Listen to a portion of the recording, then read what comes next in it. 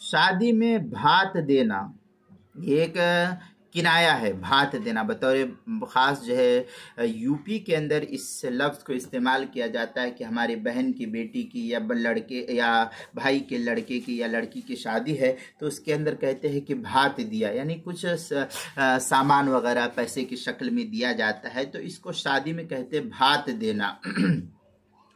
تو اس شادی میں بھات دینا اس کا کیا حکم ہے؟ چنانچہ جب بھانجی کی شادی ہوتی ہے تو عام طور پر یہ یو پی کا مسئلہ ہے، یو پی میں زیادہ تر یہ چلتا ہے، بہار میں یہ کم ہے.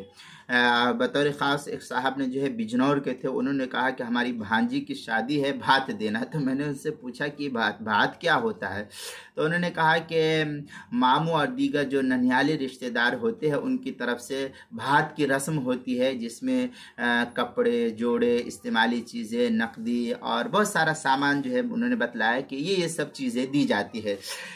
تو یہ بھات کا دینا یعنی جب بھانجی کی شادی ہوتی ہے تو ماموں اور دیگر جو ننھیال کے رشتے ہیں، یہ ہمارے بہار کے علاقے میں اس طریقے کا رواج تو نہیں ہے، لیکن یو پی میں چلتا ہے. تو ہر جگہ کی الگ الگ رسمیں ہوتی ہے. بہرحال تو دیگر ننھیالی رشتہ داروں کی طرف سے بھات کی رسم ادا ہوتی ہے.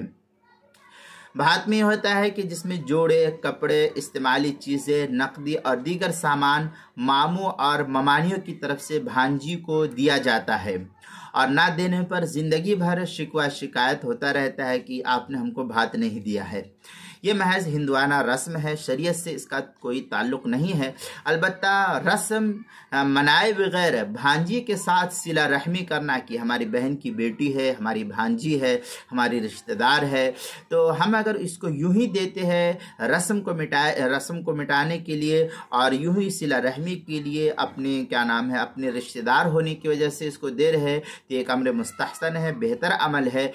یہ مباح کام ہے، اس کو دینے میں کوئی حرج نہیں ہے، جس میں نام و نمود اور ریا نہ ہو اور دینے پر کسی قسم کا شکوہ شکایت بھی نہ ہونا چاہیے. دیا تو بھی کچھ نہیں اور نہیں دیا تو بھی کچھ نہیں، جتنا دیا جس قدر دیا اسی کے اوپر راضی ہو جائے تو کوئی حرج کی بات نہیں ہے ایسے دینے میں. لیکن اس کو رسم رواج سمجھ کر کے دینا یہ جائز نہیں ہے. یہ ہندوانہ رسم ہے جو قابل ترک ہے. چنانچہ سنن ابی داؤد میں عن ابن عمر رضی اللہ تعالی عنہما قال قال رسول اللہ صلی اللہ علیہ وسلم من تشبہ بقوم فهو منهم. یہ سنن ابی داؤد کی روایت ہے، کتاب اللباس باب فی لبس الشہرہ، جلد نمبر 2 صفحہ نمبر 559، حدیث نمبر 4031، جو دارالفکر بیروت کا چھپا ہوا نسخہ ہے. مشکات المصابیح کتاب اللباس الفصل الثانی، جلد نمبر 2 صفحہ نمبر 375. مرقات کے اندر ہے قالت طیبی هذا عام فی الخلق والخلق والشعار ولما كان الشعار اظہر فی الشبہ وذکر فی هذا الباب قلت بل الشعار هو المراد بالتشبہ لا غیر.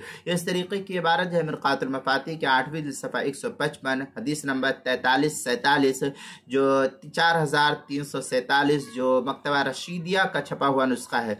فتاوی ہند میں ہے لا يجوز لأحد من المسلمین اخذ مال. اس طریقے کی عبارت جو ہے فتاوی ہندیہ کتاب الحدود الباب السابع فصل فی التعزیر، جلد نمبر 2 صفحہ نمبر 167، جو زکریا بک ڈپو دیوبند کا ہندی نسخہ اس کے اندر. البحر الرائق 5ویں جلد صفحہ 72، قواعد الفقہ صفحہ 110، جو مکتبہ اشرفی بک ڈپو دیوبند کا ہندی نسخہ ہے. فتاوی شامی جو زکریا بک ڈپو دیوبند کا ہندی نسخہ ہے اس کی 6ٹھی جلد صفحہ 106، اور کتاب المسائل اس کی 4تھی جلد صفحہ 317 پر بھی اس کو نقل کیا گیا ہے.